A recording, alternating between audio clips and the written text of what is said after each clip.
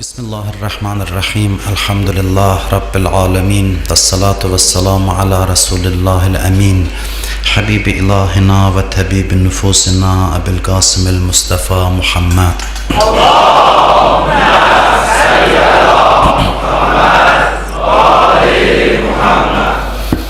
Ve ala Aliyin emiril mu'minin ve alel Hasan vel Hüseyin ve Ali ibn Hüseyin ve Muhammed ibn Ali ve Cafer ibn Muhammed ve Musa ibn Cafer ve Ali ibn Musa ve Muhammed ibn Ali ve Ali ibn Muhammed ve Hasan ibn Ali ve Hüccetil Qaimil Mehdi.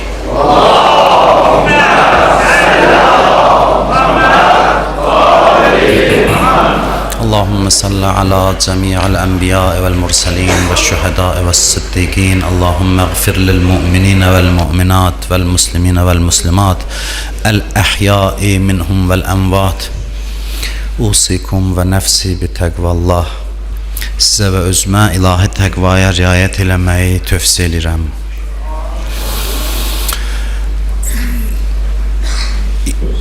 ...1990-cı il 20 yanvar hadisələrinin 23-cü il dönümünə hazırlaşırıq. Və mən bu cümə məclisinin ikinci xutbəsini istədim ki, qısa da olsa şəhidlik mövzusuna bir daha toxunaq və bu xutbədən əldə elədiyimiz savabı da torpaqlarımız uğrunda canından keçən şəhidlərimizin müqəddəs ruhuna hədiyyə eləyək. Ölüm haqqında əvvəla bir neçə həqiqət var ki, ölüm barədə deyilib. Biri budur ki, ölüm qəti olaraq gələcək. Bunu hamı bilir, Quran da təsdiq eləyir. Buyurur, kullu nəfsin zaiqətül məut. Bütün insanlar ölümü dadacaqlar. İstisna yoxdur bu qanunda. İstisnasız qanunlar var. Ölüm qanunu istisnasız bir qanundur. Bu bir. Ölüm haqqında bizə məlum olan budur. İkinci budur ki, din bizə deyir ki, ölüm son deyil. Əslində başlanğıcdır. Ölüm son yox, başlanğıcdır. Ölüm keçiddir. Bunu din bizə başa salır. Bütün peyğəmbərlər bunu bizə izah eləyir. Buyurur, qul yetevaffakum melekul maut ellezî vukkile bikum. Buyurur ki, sizi ölüm mələyi öldürür, ruhunuzu alır. O ölüm mələyi ki, onun işi bundan ibarət idi. Yəni, buna vəkil idi. Ondan sonra buyurur ki, summe ilə rabbikum turcaun. Yəni, bundan qutarmır. Sonra Rəbbinizə tərəf qayıdırsınız. Dönürsünüz Rəbbinizə tərəf. Yəni, ondan sonra hər şey başlanır. Bu həyat müqəddimə idi dünya. Əsl həyat, hər şeyin əsli orada başlayır. Bir alim deyirdi, Fatihə deyir ölü üçün. Yaxşı seçmişik bu sözü. Fatihəni biz bəzən son mənada işlədik ki, filan kəs Fatihədə, yəni son. Amma Fatihə açar deməkdir. Yəni ki, Fatihə yəni indi başladı. Fatihə budur. Ölüyə də deyirik, Fatihə bir mənada budur ki, həyat indi başladı onun üçün. Ölüm son deyil. Bu da ikinci məsələ. Üçüncü məsələ budur ki, ölümün iki surəti var. Bir gözəl surət, bir qorxunc surət. Daha doğrusu, ölüm öz-özlüyündə gözəldir. İnsan dünyada yaşayışı ilə onu xarab eləyir. Ölüm necədir? Ölüm bir şərbətdir. Allah bu ölümə belə bir məna verib. Bəzən bəzi insanlar elə yaşayır ki, o şərbəti zəhərlə doldurur, eləyir onu zəhər. Öz-özlüyündə zəhər deyil, şərbətdir. İki növ ölüm var Quran məntiqində.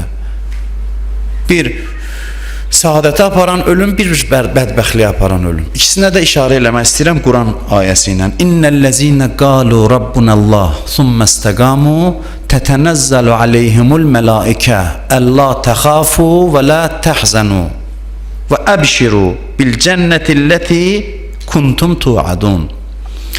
Buyurur ki, o kəslər ki, Allah xoş bu kəslərin alına ki, bu ayədə onlardan danışır. Qalu rabbunallah, dedilər, Rəbbimiz Allahdır. Thumma istaqamu, möhkəm də sözün üstündə dayandılar. O yan bir yana əyilmədilər. Bir dəfə dedilər, Rəbbim Allahdır, möhkəm dayandılar. Gələn küləklə o yan bir yana əyilmədilər. Möhkəm dayandılar, nəticə nədir? Tətənəzzəl əleyhimul mələikə. Mələkləri dəstə-dəstə nazil eləyəcək bu ölən vaxtda. Mələkdən bəziləri qorxur, bunlara mələk ölüm ürək dirək verəcək. Allah təxafu və la təhzanu. Əziz qonaqdır bu. Birinci söz bu, qorxma və kədərlənmə, narahat olma. Və cənnət müjdəsi olsun sənə. Bu bir ölümdür.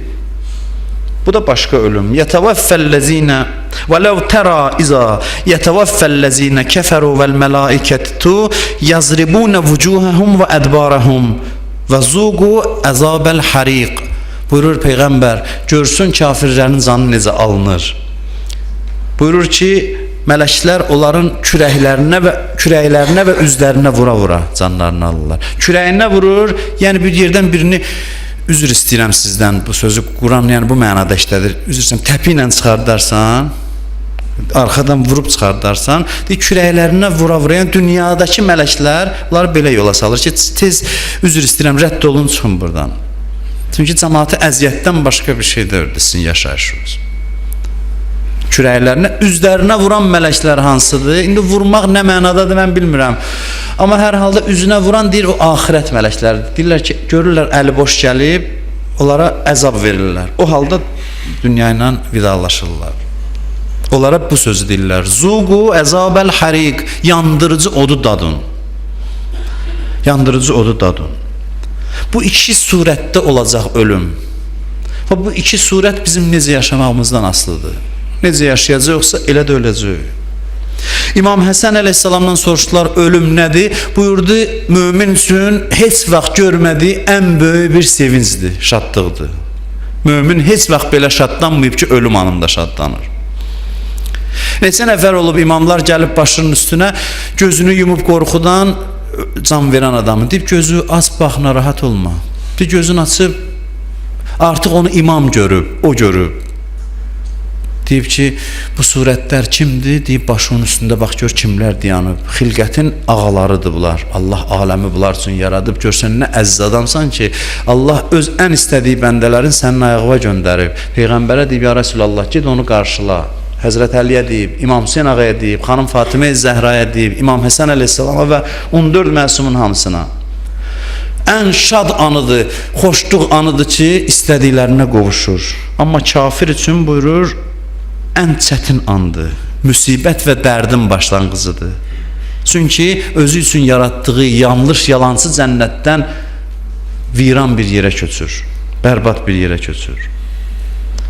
Ya abad yerdən bərbad yerə köçürsən, ya bərbad yerdən abad yerə. Dünyanın nə qədər abad elə, oranın müqabilində bərbaddır. O mənada bərbad deyirəm. Nə qədər abad edirsənsə elə.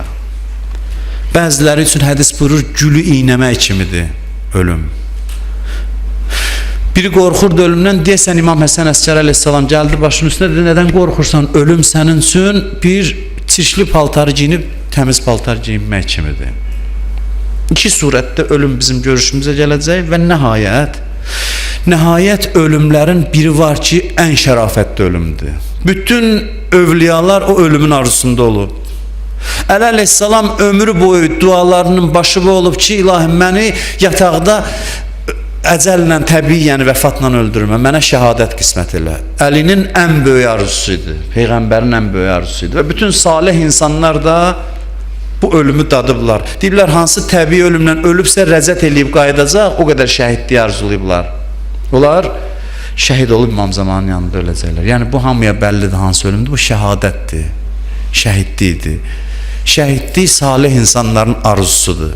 Heç bir ölüm şəhidlik qədər dəyərlidir. Şəhidin çox böyük qiyməti var. Şəhid evindən çıxır, getsin, haqqı müdafiə eləsin, artıq Allah mələklər göndərir, onun üçün istiğfar edirlər. Mən də vaxt yoxdur oxuyam, hədis var bir dənə, mərhələ göstərir şəhid necə Allahın rəhmətinə yaxınlaşır və artıq bir yerə çatır ki, bir damcı qan yerə düşdüsə, artıq buyurur, ona sorğu-sual yoxdur. Bu birisilərə, möminlərə deyir, öləndə cənnət müjdəsi verilirsə, Yasin surəsi Həbib Nəccar haqqındakı şəhid idi. Buyurur, qiyləd-xulil cənnə. Onun ölümü cənnətə gir əmridir. Ölümü cənnətə gir əmridir. Yəni cənnətə gedəcəksən yox. Ruh çıxdısa bərzəxdə cənnətə girir. Da nə qəbir görür, nə sorğu-sual görür, onlara sorğu-sual yox. Ruh çıxmaqla cənnətə daxil olur. Bütün günahlardan paçlanır, təmizlənir. Bir şərtlə ki, şəhid haqqını nasıl ödəyib getsin. Cəmaatın haqqı boynunda olmasın. Bunu ödəsə, şəhid olan andan cənnətə daxil olur. Vəssalam. Ondan sonra buyurur ki, Allah yolunda öldürülənlərə ölü deməyin, bilirsiniz nə mənadadır? Dünyadan köçmür o. Həm bərzəxdədir, həm dünyada. İki aləmin ikisi də onun nəzərindədir. Bu aləmə də baxır orada. Yəni buradan getmir. Ona görə deyir, onlar ölməyiblər. Onlar buradadılar, siz onları görmürsünüz. Onların elmi dünyanı əhatə eləyir. Və qiyamət günü buyurur, nurdan minikdə gələcəklər məhşərə. Və bütün peyğəmbərlər şəhid görən kimi miniklərindən enib təzim eləyəcəklər. Peyğəmbərlər hörmət eləyəcəklər və şəhid təkcə özü cənnətə getməyəcək. Şəhid ki, cəmaatın fikrində idi axı. Şəhid odur ki, başqalarının yolunda şəhid olub. Qəlbi o qədər genişdir ki, özünü fikirləşmir, başqaları üçün fəda olub. Ona görə şəhidə imkan veriləcək ki, necə dünyada başqalarının fikrində idin. Mən o dəfə sizə dedim, qilə duxulil cənnə, Yasindədir. Qilə duxulil cənnə, Həbib Nəccara dedilər, cənnətə daxil ol. Cənnəti girib görən adam nə deyər? Bəh, nə gözəl yerdir bura, nə yaxşı kefdə olacam burada filan. Bu nə deyir? Bu deyir, qalə ya leytə qavmi ya'ləmun. Kəş məni öldürənlər bunu bilərdilər. Onların dərdini çəkir. Kəş görərdilər, mən bimə ğəfər əli Rabbi və cəaləni minəl mukremin. Necə Rəbbim mənə nə neymətlər verdi, necə məni əzizlədi. Onu öldürənlərin dərdini çəkir cənnətdə. Kəş onlar bunu görərdilər, pis işlərindən əl çəkərdilər. Şəhidin məntiqi bu məntiqdir. Ona görə qiyamətdə şəhid şəfaət eləyəcək. Şəhid ən əziz bəndələrindən də Allahın. Buyurur, heç bir damcı Allah yanında, Allah yolunda öldürülən insanların damarından axan qanın damcısı qədər dəyərlidir. Və bu gün də şəhidlərimizin bu günlərdə şəhidlərimizin il dönümünü qeyd edirik. O şəhidlərin bizim boynumuzda çox böyük haqqı var. Bəziləri deyir, Sovet dövləti onsuz da dağılacaqdı. Bəziləri deyir ki, onlar oyunların qurbanı oldular. Düzdür, bəlkə Sovet dövləti onsuz da dağılacaqdı. Düzdür, bəlkə kimlərsə də orada oyun oynadılar. Amma hər halda şəhid müqavimət göstərməklə nahaqqın, batilin üç üzünü açıb ortaya qoydu ki, bu şanlı Sovet ordusu öz vətəndaşını, silahsız insanları qətlə yetirəcək qədər rəzildir. O imperiyanın batil üzünü, həqiqi simasını müqavimət göstərən insanlar üzə çıxartdılar. Bu şəhidlərin ən böyük xidmətlərindən biridir ki, əli yalın şəkildə işğalçı ordunun öz vətəninin torpağına daxil olmasına imkan verməmək üçün yalın əllə o tankların qarşısına çıxdılar. Bu böyük bir qəhrəmanlıq nümunəsidir. Bunu heç zaman biz unutmamalıyıq.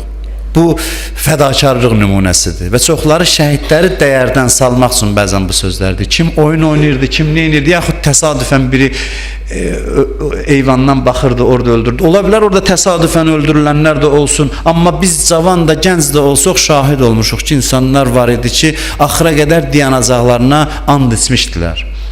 Onlar əslində bütün dünyaya sübut elədilər ki, müxtəlif adlar qoymaq istədilər və sübut elədilər ki, Azərbaycan xalqının mübarizəsi həqiqətən də azadlıq və müstəqillik mübarizəsidir. Şəhidlərin dəfnində mən iştirak eləyəndə məktəbli idim. Burada yaşlı insanlar təsdiq edirlər. Milyona yaxın, 100 minlərlə insan o cənazələri axır mənzilə yola saldı. Yəni o böyük bir etiraz aksiyası idi. Fövqəladə vəziyyət şəraitində xalq getdi. Əslində o Sovet rəhbərliyinin planlarını əslində o etiraz aksiyası ilə alt-üst elədilər.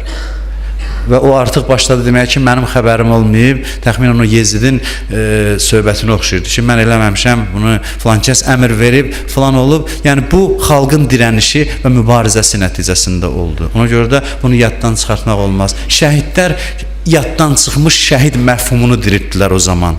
Mən gənc idim, mən məsələn şəhid sözünü birinci dəfə Şəhidlər Xiyabanında onların dəfnində eşitdim. Dedilər ki, şəhid cənazələrinə yol verin. Mən də görürəm, şəhid nə deməkdir? Şəxsən mən orada düşünürüm. Sovet dövründə həlak oldu sözünü. Hətta dini terminologiya ilə də mübarizə aparırlar. Deyir, filan kəs həlak oldu. Həlak oldu pis sözdür əslində. İndi də bəzən deyir, əskərlərimiz üçün deyirlər, filan kəs, neçə dənə əskər həlak oldu. Bu səhv sözdür.